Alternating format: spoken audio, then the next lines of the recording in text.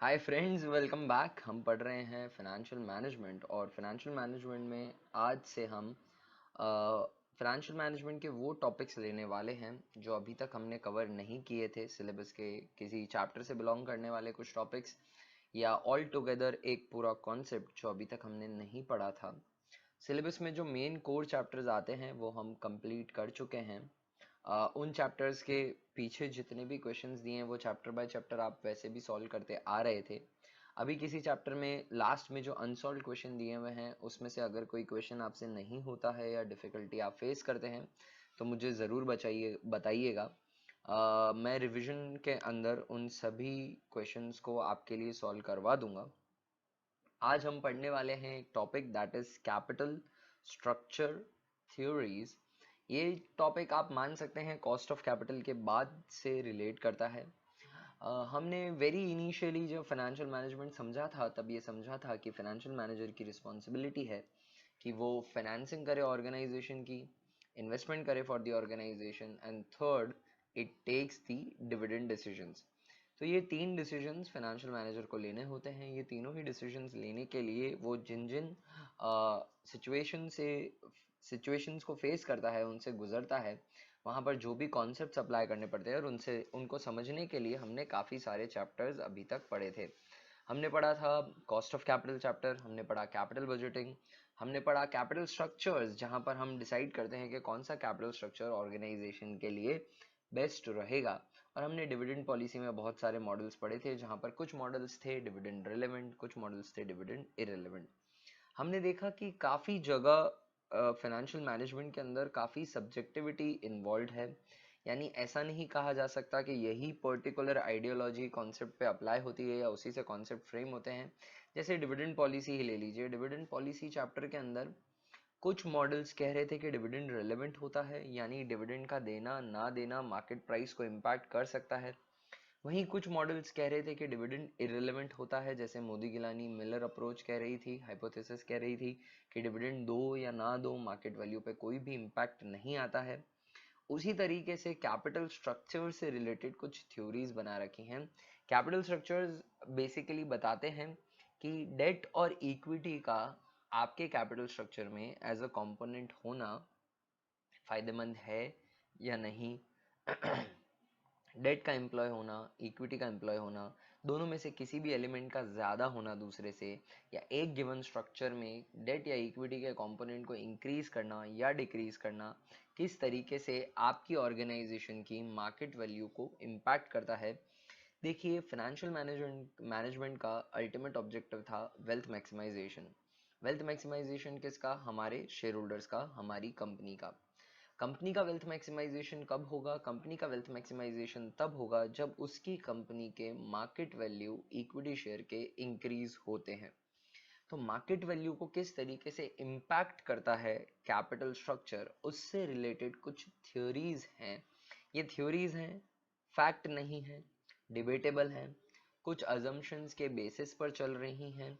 इन सभी को ध्यान में रखते हुए कुछ थ्योरीज हैं जो कई फाइनेंशियल लॉरेट्स ने पहले पोस्टुलेट्स कर दी। हमारी रिस्पॉन्सिबिलिटी अब इन्हें समझना और अप्लाई करना। तो चलिए हम इसमें से कुछ थ्योरीज करते हैं। I take only one theory today, that is it. और इस पे बेस्ड कुछ प्रैक्टिकल क्वेश्चंस भी करवाऊंगा मैं।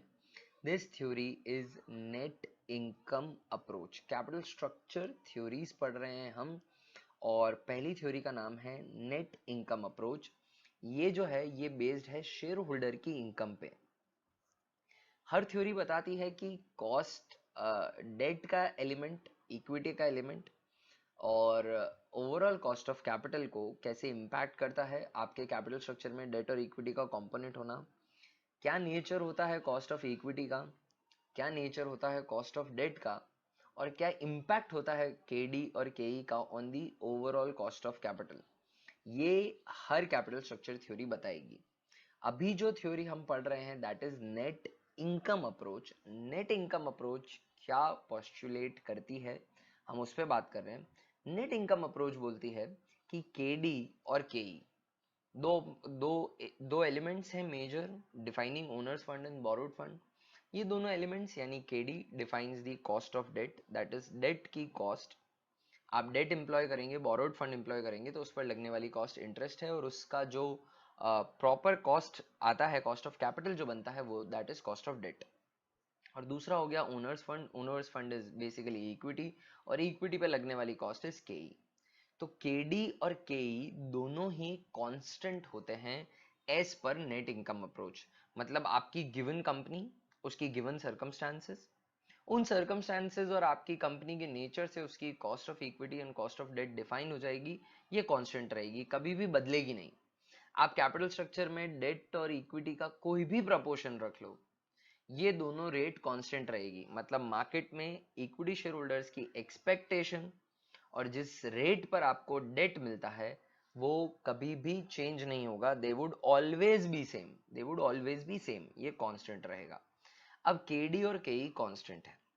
केडी और केई के कांस्टेंट होने के साथ ही हमें पता है कि because of the nature of equity and debt, debt is more secured. Why? Because debt पे फिक्स्ड चार्ज रहता है, किसी एसेट पर चार्ज क्रिएट रहता है, तो अगर पेमेंट नहीं होगा तो पैसा सिक्योर्ड है, पेमेंट रिकवर करने के तरीके हैं, रिस्क एसोसिएशन बहुत कम है क्योंकि पेमेंट रेगुलर बेसिस पे मिलेगा, प्रॉफिट हो या ना हो मिलेगा। वहीं दूसरा जो कंपोनेंट है, दूसरा कंपोनेंट है इक्विटी। इक्विटी में बहुत रिस्क इन्वॉल्व है। पैसा जरूरी नहीं कि हमें मिले ही, ज्यादा मिले कम मिले, किसी की भी गारंटी नहीं है, तो वहां अनसर्टेनिटी बहुत है इक्विटी कंपोनेंट में। ये दोनों तो कांस्टेंट है, पर दोनों में कंपैरेटिवली कॉस्ट किसका कम होगा? बिकॉज डेट, इसका नेचर इसका नेचर ये डिफाइन करता है कि डेट का कॉस्ट कम आएगा, क्योंकि डेट के एलिमेंट में रिस्क कम है। यानी नेट इनकम अप्रोच ने एक बात स्टैब्लिश करी कि केडी और केई कांस्टेंट है, और हम जानते हैं कि cost of debt would always be less in comparison तो cost of equity, because cost of debt is cheaper. Why? Because it has less risk. तो अगर केडी केई कांस्टेंट है और केडी हमेशा केई से कम रहेगा, तो इनका इंक्रीज करते चलेंगे, तो overall cost of capital debt को इंक्रीज करने की वजह से डिक्लाइन होती रहेगी। जैसे जैसे आप लीवर करेंगे कंपनी को, जैसे जैसे डेट एम्प्लॉय करते जाएंगे, ज्यादा से ज्यादा डेट एम्प्लॉय करेंगे, तो ज्यादा पैसा डेट कंपोनेंट से जाएगा। डेट कंपोनेंट की कॉस्ट कम है तो डेट का वेट ज्यादा होगा, और overall cost of capital decline होती रहेगी। ओवरऑल कॉस्ट ऑफ कैपिटल का फॉर्मूला आपको फिर से याद दिला दूं, K D into W D plus K E into W E upon weight of debt plus weight of equity. Weighted average लेते हैं तो डेट की कॉस्ट कम है और इसका वेट आप इंक्रीज करते जाओगे तो ओवरऑल कॉस्ट डिक्रीज हो जाएगी। तो नेट इनकम अप्रोच ने जो बात स्टैब्लिश करी, उससे ये इंटरप्रिटेशन निकलता है कि जितना जितना भी डेट आपको मिल रहा है कैपिटल स्ट्रक्चर में, एम्प्लॉय करते चलो, डेट का प्रोपोर्शन बढ़ाते चलो, ओवरऑल कॉस्ट ऑफ कैपिटल उससे डिक्लाइन होगी। ग्राफ होगा आपके सामने दोस्तों, उस ग्राफ की तरफ नजर डालिएगा। उससे पहले ये दो तीन बातें पढ़ लीजिएगा। केडी और केई कांस्टेंट होता है, नेट इनकम अप्रोच का इंटरप्रिटेशन है। केडी और केई कांस्टेंट है तो ज्यादा डेट एम्प्लॉय करने से डेट बढ़ाते जाओ तो overall cost of capital decrease होती रहेगी। ओवरऑल कॉस्ट ऑफ कैपिटल जो है, वाई जो लाइन है वो डिनोट कर रही है, जो एक्स एक्सिस है वो डिनोट कर रही है डिग्री ऑफ लेवरेज। यानी you increase the you if you keep on increasing the value of debt, the overall cost of capital will keep on declining। KD और KE कांस्टेंट रहता है, तो मान लीजिए KE 10 का है और KD 5 का है, 5% का KD है, 10% का KE है। तो जैसे जैसे लेवरेज बढ़ता जा रहा है वैसे वैसे देखिए KO the overall cost of capital decline होती रहती है। जब आपका डेट जीरो रहेगा तब KE और KO बराबर रहेंगे, क्योंकि जितना इक्विटी है वही ओवरऑल कॉस्ट ऑफ कैपिटल भी हो गया, KE और KO बराबर रहेंगे। जैसे जैसे आप डेट इंक्रीज करते जा रहे हैं वैसे वैसे ज्यादा वेट डेट को मिलता जा रहा है, तो overall cost of capital decline हो रहा है। ओवरऑल कॉस्ट ऑफ कैपिटल कभी भी कॉस्ट ऑफ डेट से नीचे नहीं जा सकता, क्योंकि वो कॉस्ट ऑफ डेट से कभी कम नहीं हो सकता। Minimum overall cost of capital would be as closely as possible to the KD, but can never be equal and also can never be zero. Equal होने का मतलब है कि आपने कोई भी इक्विटी इंप्लॉय नहीं कर रखी, दैट इज नॉट फीजिबल। और केई से ऊपर जाने का पॉसिबिलिटी नहीं है, क्योंकि KE is the maximum cost that you have to bear, क्योंकि केई सबसे ज्यादा रिस्क एसोसिएटेड होता है, तो केई से ऊपर नहीं जाएगी overall cost of capital. KD से नीचे नहीं जाएगी कभी भी ओवरऑल कॉस्ट ऑफ कैपिटल, इन दोनों के बीच में लाई करेगी। और जितना आप डेट इंक्रीज करते जाएंगे उतना overall cost of capital decline होता रहेगा। इंक्रीज करोगे डेट तो ओवरऑल वैल्यू ऑफ फर्म बढ़ेगा, क्योंकि ऑर्गेनाइजेशन से रिस्क कम हो रहा है, overall cost of capital decline करेगा। यहाँ पे वैल्यू ऑफ इक्विटी निकालना हो आपको तो फॉर्मूला है profit after tax divided by cost of equity. Value of company निकालना हो तो value of equity plus value of debt करना है। मार्केट वैल्यू ऑफ डेट और बुक वैल्यू ऑफ डेट यहाँ पर सेम अज्यूम किया गया है। ये थी दोस्तों नेट इनकम अप्रोच। सिंपल सा कॉन्सेप्ट है नेट इनकम अप्रोच का। यहाँ पर अगर वैल्यू ऑफ इक्विटी निकालनी होगी तो आप जो भी प्रॉफिट होंगे कंपनी के, उन प्रॉफिट से आप प्रॉफिट आफ्टर टैक्स निकाल लेंगे, उसको कॉस्ट ऑफ इक्विटी से कैपिटलाइज कर देंगे और उसमें डेट जोड़ देंगे, तो बस काम खत्म। आपको ओवरऑल वैल्यू मिल जाएगी, मार्केट वैल्यू मिल जाएगी, probable market value of company मिल जाएगी, और फिर उससे आपको ओवरऑल कॉस्ट ऑफ कैपिटल निकालनी हो, कुछ भी निकालनी हो, हम निकाल सकते हैं overall weighted average cost of capital का फॉर्मूला लगाकर। मैं मॉड्यूल से थोड़ी सी थ्योरी दिखाना चाहता हूँ, थोड़े अजम्पशंस आपको बताना चाहता हूँ इसके, फिर मैं आपको इसके क्वेश्चंस करवाऊंगा। तो now I am sharing the slide of module. Net income approach है। This approach was identified by David Durant. इन्होंने ये अप्रोच बताई थी, ठीक है, बताई थी इन्होंने, इनका नाम ध्यान रख लीजिएगा। ये कहती है कि कैपिटल स्ट्रक्चर, पहली बात रेलेवेंस है, कैपिटल कितना डेट और कितना इक्विटी रखते हैं आप कैपिटल स्ट्रक्चर में, ये इम्पैक्ट करता है आपकी कंपनी की मार्केट वैल्यू को। रेलेवेंस का मॉडल, रेलेवेंट मॉडल होने का मतलब ये है कि आपका कैपिटल स्ट्रक्चर आपकी मार्केट वैल्यू को अफेक्ट करने का पोटेंशियल रखता है, ये मानते हैं ये मॉडल के पोस्टुलेट करने वाले डेविड ड्यूरेंट भी। नेट इनकम अप्रोच, फर्म की वैल्यू इंक्रीज हो सकती है, overall cost of capital decrease हो सकती है। यही बात हमने कही थी कि वैल्यू इंक्रीज होगी और ओवरऑल कॉस्ट ऑफ कैपिटल यानी weighted average cost of capital decrease होगी। कब? जब आप कैपिटल स्ट्रक्चर में डेट इंक्रीज करते जाओगे। तो डेट बढ़ाते जाओ, ओवरऑल कॉस्ट ऑफ कैपिटल कम करते जाओ, मार्केट वैल्यू इंक्रीज करते जाओ डेट एम्प्लॉय करने से। इस थ्योरी, ये जो थ्योरी है ये कुछ अजम्पशन पर बेस्ड है, वो अजम्पशंस में एड्रेस करना चाहता हूँ। बेसिकली मेरा ऑब्जेक्टिव एक्सक्यूज मी, मॉड्यूल दिखाने का मेरा ऑब्जेक्टिव यही था कि मैं आपको अजम्पशंस बता दूं। तो पहला अजम्पशन ये है कि ये अज्यूम करता है कि cost of debt is less than cost of equity, which is a very fair and practical assumption. खैर इसको अजम्पशन कहना भी थोड़ी अब्सर्डिटी ही होगी। हमेशा because of its nature cost of debt जो है वो हमेशा कॉस्ट ऑफ इक्विटी से कम ही होगा। दूसरा अजम्पशन ये लेते हैं कि रिस्क परसेप्शन जो है इन्वेस्टर का वो अफेक्ट नहीं होता। कंपनी जिस रिस्क क्लास से बिलोंग करती है वो चेंज नहीं होगी उसका ज्यादा से ज्यादा डेट एम्प्लॉय करने से। ये बड़ी अजीब बात है, डेट एम्प्लॉय होगा तो कंपनी का रिस्क इंक्रीज होना चाहिए, उसका रिस्क प्रोफाइल बढ़ना चाहिए, तो इन्वेस्टर की एक्सपेक्टेशन चेंज होनी चाहिए, पर ये कांस्टेंट मानते हैं। Risk perception of investors is not affected by the use of debt. As a result, the equity capitalization rate, that is KE and also KD, will not change with leverage. Leverage मतलब जैसे जैसे company, leverage करने का मतलब है, liver करने का मतलब है डेट को एम्प्लॉय करना। आप ज़्यादा से ज़्यादा डेट एम्प्लॉय करते रहिए, ओवरऑल कॉस्ट ऑफ कैपिटल कम होती रहेगी, केडी और केई कांस्टेंट रहेंगे, ये अज्यूम कर रहे हैं ये। देखिए नॉर्मल पार्लेंस में बात करें तो डेट एम्प्लॉय करने से कंपनी का रिस्क बढ़ता है, रिस्क बढ़ता है तो ओवरऑल जो केई है वो भी इंक्रीज होनी चाहिए, और जो कॉस्ट ऑफ डेट है वो भी इंक्रीज होनी चाहिए। अगर आपने पहले से डेट ले रखा है, बहुत ज़्यादा डेट ले रखा है, तो आगे जब आप डेट बोरो करने जाएंगे तो जो फिनेंसर्स होंगे उनके दिमाग में ये बात आएगी कि अब रिस्क कंपनी का ज़्यादा है, कंपनी की डेट, अगर कंपनी किसी सिचुएशन में प्रॉफिट्स नहीं अर्न कर पाई और डेट पे करने की सिचुएशन अराइज हुई तो हमारी रिकवरी अब डिफिकल्ट हो सकती है, क्योंकि इसके पास पहले से डेट है। तो जैसे जैसे रिस्क बढ़ेगा तो वो अपनी कॉस्ट भी इंक्रीज कर देंगे, इंटरेस्ट रेट इंक्रीज कर देंगे। तो ज़्यादा डेट एम्प्लॉय करने से आपको जो नया डेट है वो प्रीवियस रेट से ज़्यादा रेट पर मिलना चाहिए, रिस्क बढ़ना चाहिए, तो इक्विटी की एक्सपेक्टेशन भी बढ़नी चाहिए, तो केई भी बढ़नी चाहिए, और अगर दोनों बढ़ रही है तो ओवरऑल कॉस्ट ऑफ कैपिटल भी बढ़नी चाहिए। पर यहाँ पे ये अजम्पशन लिया गया है कि डेट ज़्यादा एम्प्लॉय करने से कंपनी का जो इन्वेस्टर्स का परसेप्शन है वो नहीं बदलता है, और ओवरऑल कॉस्ट ऑफ कैपिटल जो है वो सेम ही आएगी। राइट दोस्तों, आगे देखिएगा, आगे ये अज्यूम क्या है जो बहुत ही absurd assumption है, that there are no corporate taxes. अगर कॉर्पोरेट टैक्स होगा तो कॉस्ट ऑफ डेट और रिड्यूस हो जाएगी, पर इन्होंने कैसा कुछ भी अज्यूम नहीं किया है, कोई कॉर्पोरेट टैक्स नहीं है, ये अजम्पशन के साथ चलती है net income approach. Net income approach आपको थ्योरी आपने पूरी समझी दोस्तों, बहुत अच्छी बात है। अच्छा, market value of equity, net income upon cost of equity, profit after tax, और ओवरऑल कॉस्ट ऑफ कैपिटल जो है वो EBIT divided by value of firm से निकल जाएगा। Value of firm is market value of equity plus book value of debt. Book value of debt and market value of date same होती है, ये assume करते हैं। चार्ट मैंने आपको प्रिपेयर करके बताया था। अब हम इससे रिलेटेड कुछ क्वेश्चन कर रहे हैं। आपको नेट इनकम अप्रोच में जो बात ध्यान रखनी है दोस्तों, वो सिर्फ ये रखनी है कि केडी और केई यहाँ पर कांस्टेंट होते हैं, और डेट इंक्रीज करने से overall cost of capital decline होती है, मार्केट वैल्यू इंक्रीज होती रहती है। इस पे बेस्ड एक क्वेश्चन सॉल्व करेंगे अब हम, नेट इनकम का question. Illustration number 22 from your module only.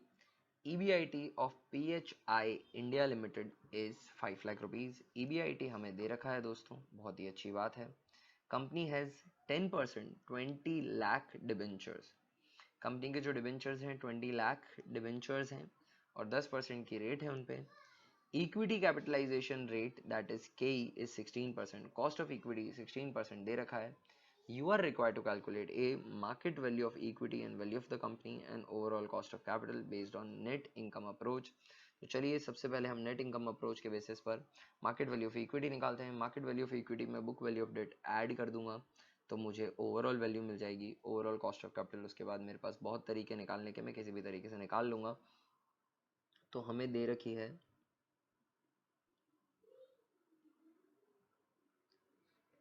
Earning before interest and tax, वो गिवन है क्वेश्चन के अंदर 5 लाख रुपीज की। इसमें से सबट्रैक्ट कर दूंगा मैं इंटरेस्ट। 20 लाख के डिबेंचर्स हैं, ये रुपीज 20 लाख होना चाहिए था, इन्होंने मेंशन नहीं किया है। इस पे 10% के हिसाब से तो 20 लाख पे 10% के हिसाब से 20,000 रुपए का, 20 लाख पे 10% के हिसाब से 2 लाख रुपए का इंटरेस्ट आ जाता है दोस्तों। इंटरेस्ट सबट्रैक्ट कर दूंगा तो आ जाएगा अर्निंग बिफोर टैक्स। यहाँ पर हम अज्यूम कर रहे हैं कि कोई टैक्सेस नहीं होते हैं, तो अर्निंग आफ्टर टैक्स भी यही होगा। अब मुझे चाहिए market value of equity. Net income approach में net income divided by cost of equity gives you the market value of equity. Market value of equity would be net income, this is the net income above divided by cost of equity, तो market value of equity आ जाएगा। Net income दोस्तों 3 lakh rupees की है। Cost of equity जो है वो है क्वेश्चन में हमें मेंशन है 16% की, तो divided by 16% that is it, 3 lakh divided by 16%, तो 18,75,000 की आ जाती है market value of equity.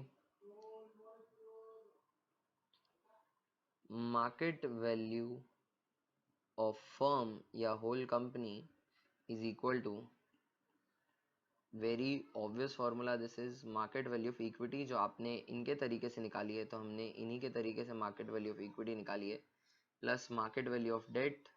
Market value of debt book value के बराबर होगी, ये अजम्पशन रहता है, market value of debt, right friends. Market value of equity जो है वो क्वेश्चन में मेंशन्ड नहीं थी, हमने कैलकुलेट करी है, वो आई है 18,75,000 की। और market value of debt is equal to book value of debt. Book value of debt जो है वो है 20 लाख रुपीज की, तो इसमें 20 लाख को मैं प्लस कर दूंगा।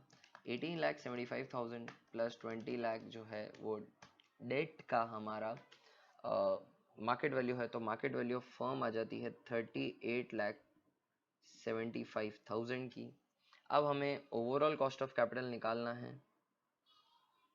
ओवरऑल कॉस्ट ऑफ कैपिटल, इसको निकालने का एक तरीका तो ये हुआ, overall cost of capital would be equal to EBIT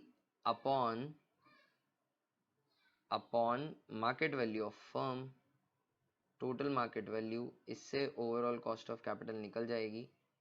या फिर आप weighted average cost of capital भी निकाल सकते हैं। मैं पहले इस तरीके से सॉल्व करके बता देता हूं आपको। मार्केट वैल्यू ऑफ फर्म जो है वो तो अभी निकाली हमने 38,75,000 रुपीज की।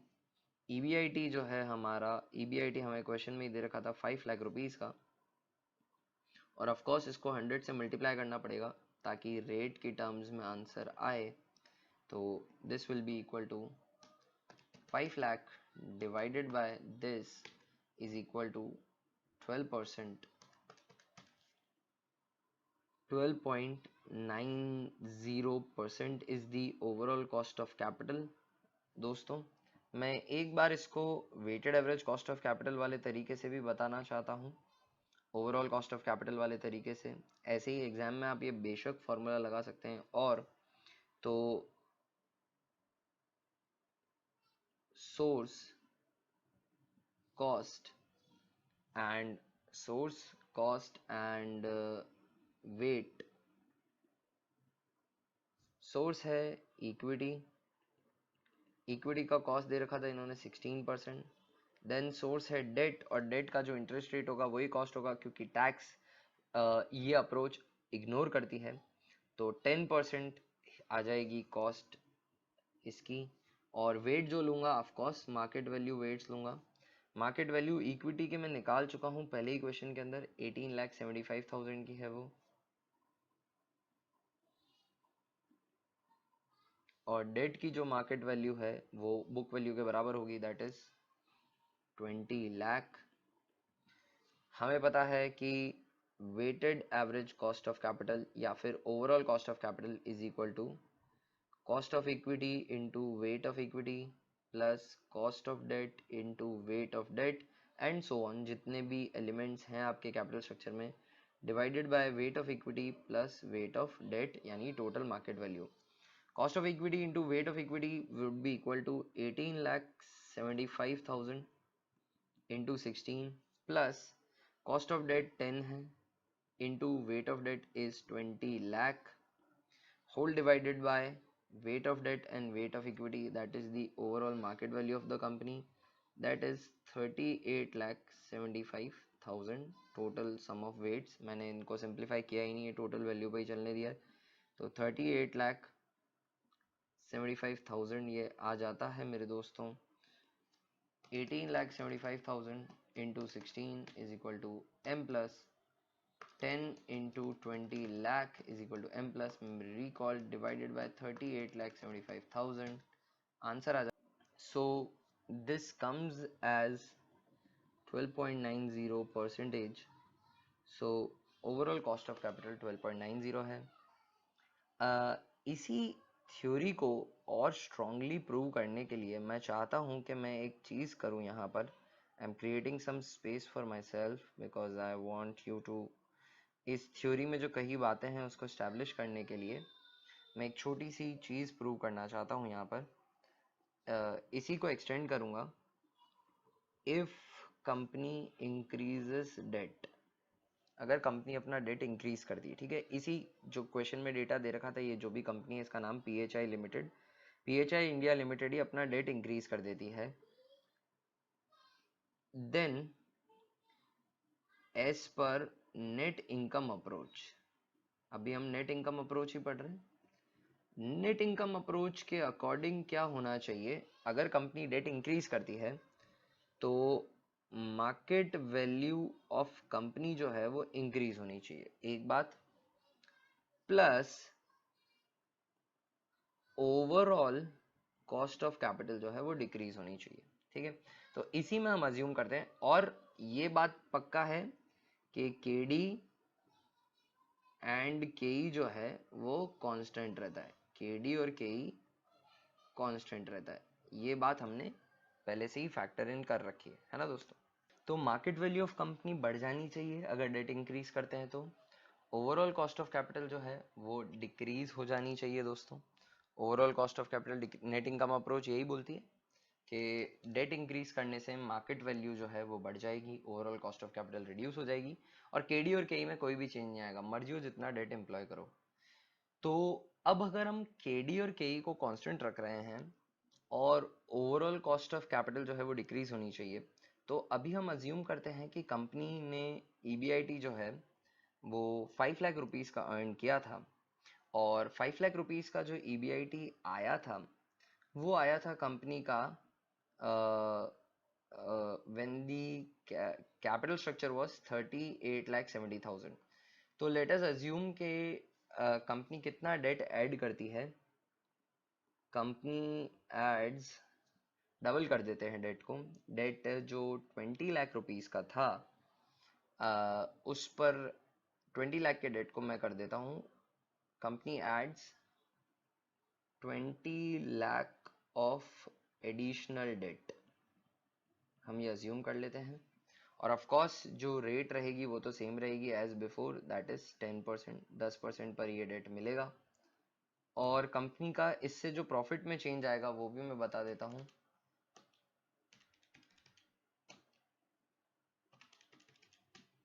तो कंपनी का जो पहले EBIT आ रहा था 5 लाख रुपए का, अब वो इससे डबल अप हो जाएगा, वो हो जाएगा 10 लाख रुपीस का, ये हम अज्यूम कर लेते हैं।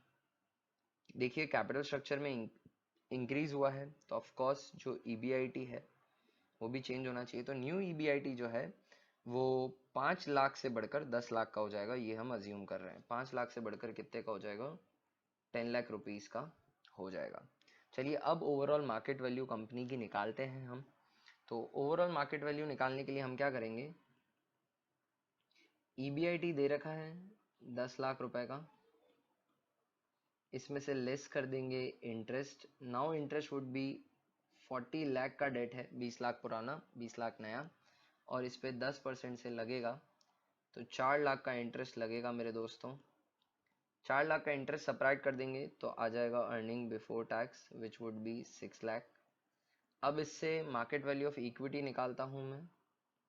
Market value of equity would be equal to net income upon KE।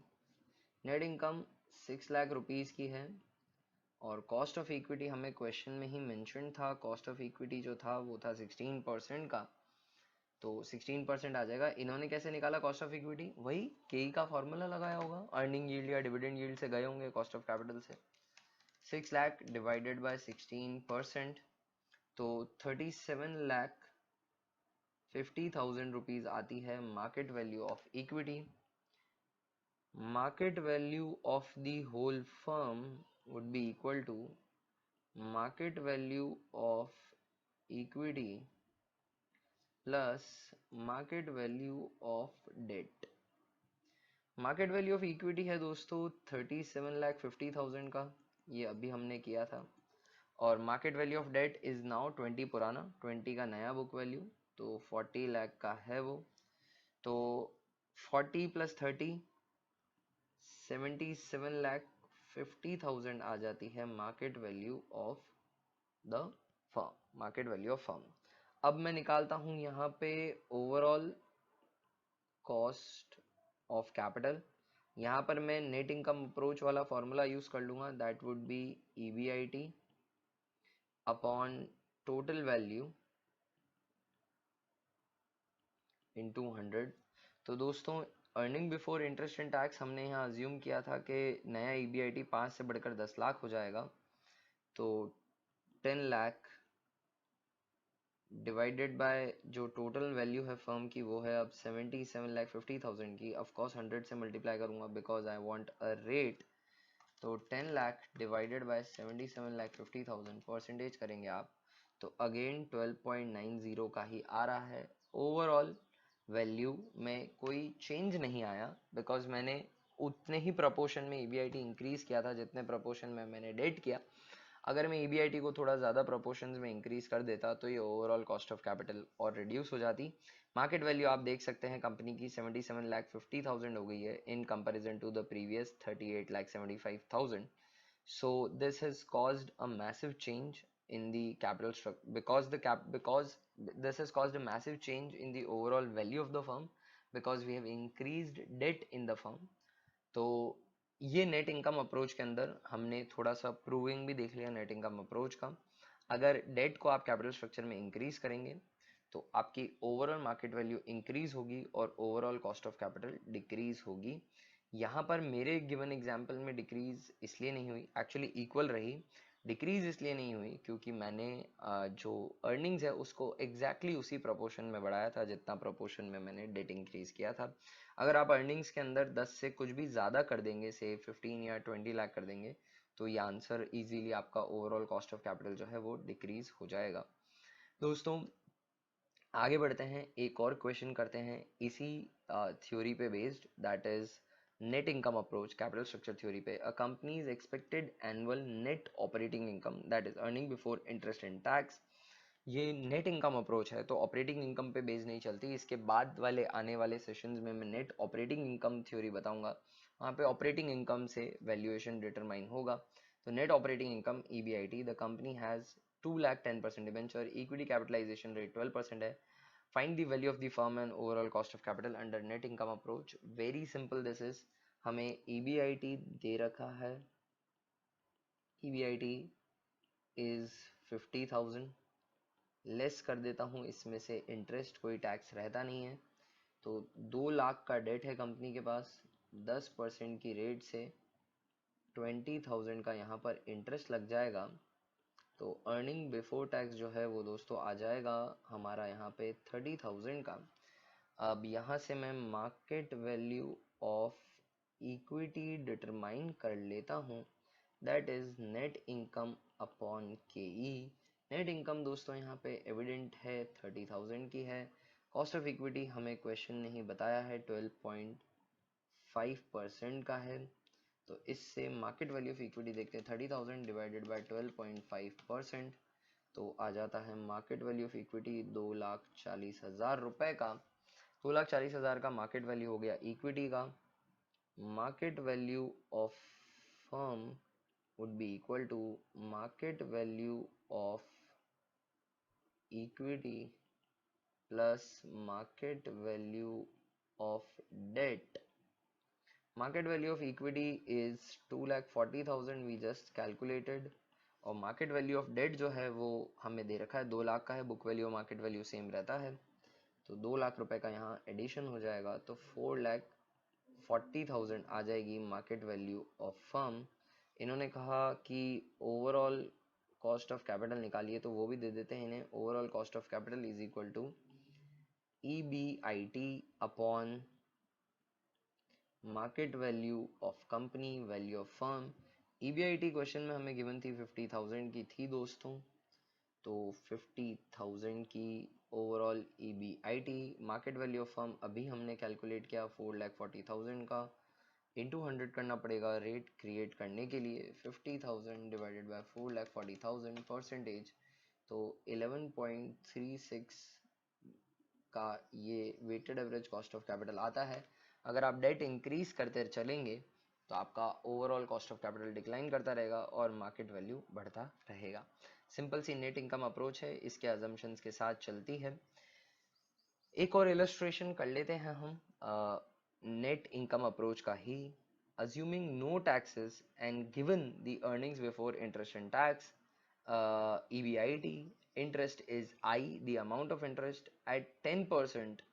तो इंटरेस्ट की जो रेट है वो 10% दे रखी है, मैं यही क्वेश्चन में ये रेट मेंशन कर देता हूँ। 10% की रेट से इंटरेस्ट चल रहा है, और इक्विटी कैपिटलाइजेशन रेट जो है वो नीचे दे रखी है। तो यहाँ पे जो ये K दे रखा है, दिस इज बेसिकली KE, ये इक्विटी कैपिटलाइजेशन रेट है। Calculate the total market value of each firm under net income approach. तो एक कॉलम यहीं क्वेश्चन में ही सॉल्व कर लेते हैं। यहाँ क्वेश्चन में कॉलम बना लेता हूँ मैं मार्केट वैल्यू ऑफ इक्विटी का, और फिर मार्केट वैल्यू ऑफ यहाँ पर मुझे इंटरेस्ट दे रखा है, तो मार्केट वैल्यू ऑफ डेट भी basically book value of debt मुझे निकालना पड़ेगा, और वही मार्केट वैल्यू के बराबर होगा। तो मार्केट वैल्यू ऑफ इक्विटी कर लेता हूँ, फिर मैं मार्केट वैल्यू ऑफ डेट, और फिर इनका टोटल कर दूंगा, तो टोटल वैल्यू ऑफ फर्म आ जाएगी। आई थिंक यही मांगा है हमसे, टोटल मार्केट वैल्यू निकालनी है, तो चलिए इसे कैलकुलेट कर लेते हैं। फर्स्ट केस के अंदर दोस्तों जो EBIT दे रखा है वो है 2 लाख रुपए का।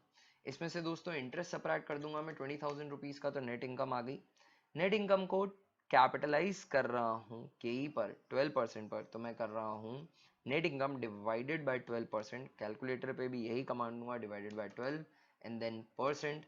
तो market value of equity first case में आ रही है 15 लाख, और इसमें मार्केट वैल्यू ऑफ डेट जोड़ना है दोस्तों, दैट इज 20,000। 10% की रेट पर इंटरेस्ट बनता है 20,000 का, तो डेट कितना रहा होगा 20,000 divided by 10%। x into 10 divided by 100 is equal to 20,000। x would be equal to 20,000 into 100 by 10। तो 10% से बेसिकली कैपिटलाइज करना है किसका 10%, 20,000 होता है। 20,000 divided by 10%, that is market value of debt is 2 lakh. तो टोटल वैल्यू हो गई फर्म की 17 लाख रुपए। अच्छी बात है। अगली सिचुएशन पे आते हैं, यहाँ पे 3 लाख है, -60,000 दोस्तों, तो 2,40,000 की आ गई नेट इनकम। इसको कैपिटलाइज कर दूंगा 16% की इक्विटी की कैपिटलाइजेशन रेट से। तो अगेन 15 लाख रुपए का मार्केट वैल्यू आता है इक्विटी का। 60,000 को कैपिटलाइज कर दूंगा 10% से, तो 6 लाख रुपए का आ जाता है market value of debt. 6 lakh plus 15 lakh, 21 lakh रुपए की आ जाती है total market value of the firm. इसके बाद चलते हैं, 5 लाख दे रखा है, 2 लाख रुपए का डेट है, 5 लाख माइनस 2 लाख का डेट, 3 लाख रुपए का नेट इनकम आता है। इसको कैपिटलाइज करता हूं मैं 15% से, तो 20 लाख रुपए की आती है market value of equity. 2 lakh को अगर मैं 10% की डेट की इंटरेस्ट रेट से कैपिटलाइज करूंगा, तो 20 लाख रुपए का आ जाता है मार्केट वैल्यू ऑफ डेट। तो 40 लाख रुपए की आ जाएगी total market value. 6 lakh minus 2 lakh 40,000, तो दोस्तों 3,60,000 का आ जाता है मेरा नेट इनकम। इसको कैपिटलाइज करूंगा 18% की केई से, तो अगेन 20 लाख रुपए की आ जाती है मार्केट वैल्यू ऑफ इक्विटी।